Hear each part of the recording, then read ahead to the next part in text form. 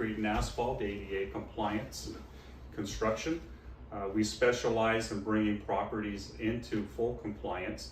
My name is Anthony Gashard. I'm the principal and founder of ACR Design and Build. And today we have one of our team members, Jason, who is our CASp inspector. Again, Jason's been doing this for a number of years. His number's down in the 400s. Also, Jason is a DSA inspector.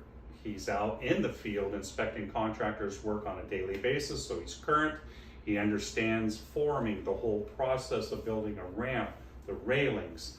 And so that gives him an additional element of education, which makes him part of our team, a very well sought after principal.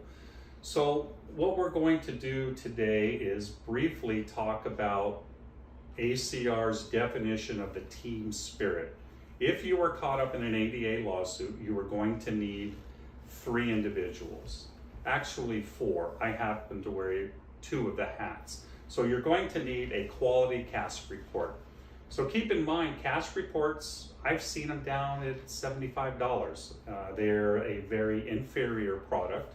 A CASp report performed by a quality individual such as Jason, again, on a strip center, 4 units, liquor store, nail salon, donut, coin operated, laundromat, anywhere from $400 to $600. That is a quality report. You start getting down to less than that, and I'll tell you, I look at a lot of them on a daily basis, and I have to locate the CASp inspector. He may be out of town, getting back to me 3-4 days later. The nice thing about having a team, Jason and I talk on a daily basis. Now, in addition to Jason, keep in mind, let me elaborate or add one more item. Jason is not an employee of ACR. He's a separate entity, which is important for conflict. A lot of contractors are becoming CASp inspectors and they're inspecting their own work and telling you that's okay. That's considered a conflict. Your inspector should always be separate. So that's why Jason is separate. In addition to that, we have an expert ADA attorney. She, again, is not an employee of ACR, which means we're eliminating that conflict. So we come together for our clients. For instance, you're filed in a lawsuit. You send that lawsuit over to us. We immediately get that CASp report out there. Oftentimes, Jason can get out there anywhere from 24 hours to 72 hours, depending on how critical it is, and get that CASp report. That CASp report comes back to me. I review the CASp report. I review the lawsuit. I send all the information to our attorney. The attorney looks at it. I tell her that allegation 1, 2, and 3 is a bunch of baloney. According to the CASp report, she takes that firepower. She comes back to the plaintiff and says, hey, you know, allegation 1, 2, and 3 are ridiculous. You need to remove those. And if you're attaching $4,000 for a statutory amount for those corrections, that needs to go away. Because here's our CASp report. Our CASp report says your allegations are not correct. So we're going to stand firm on that. So what happens is we may come back and say, okay, well, we got caught on allegation 5, 6, and 7. So that's where our attorney is going to negotiate to get that settlement, that initial settlement from $25K, try to get that down sometimes at $5K. It's very, very unusual that if you're caught up in a lawsuit that you're going to get out of it without some type of a settlement. But your best chance is having a full team go through exactly what I illustrated. If you don't, if you hire your CASp inspector separately, if I have questions and I'm doing the work, I can't get a hold of them. You know, I may not find them for a week. You have 21 days in federal court if this is filed. You've got 21 days to start responding. So time is of the essence. You've got to really get on the ball here. So don't wait till the last minute. It can become very costly.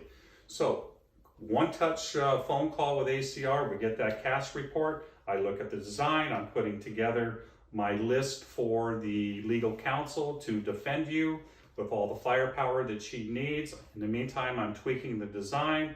I'm putting together a cost for the corrections. You have all that information coming to you at one phone call. If not, it's going to be frustrating. Your attorney isn't working with your CASp. Neither of them are working with a good designer. They may work with a contractor, and a contractor doesn't have all the experience necessary. So that's part of our ADA team and our 4-step process: CASp inspection, design, construction, and re-inspection. If you want to add another element, formal plans and permitting, then we offer that as well. So those are kind of our 4 steps. Is there something in there that I'm missing or that you may want to touch on that our potential clients could catch up on? There is one thing. If you go with the team, if you go with ACR and go with me, there's collaboration that happens. Every CASp report that's handed to a contractor isn't black and white. It can't all be done without anyone thinking they just go in and just do the work. Oftentimes there's collaboration. If you have a separate CASp inspector and your contractor needs to talk to him, the CASp inspector is charging by the hour. He's looking for someone to bill to. It's either you, the client, or the contractor.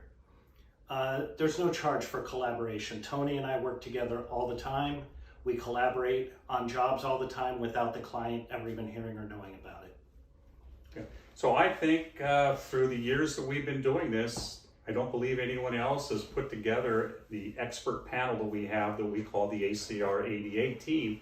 And it'll take all the frustration out of it, it'll save time, and it will save money.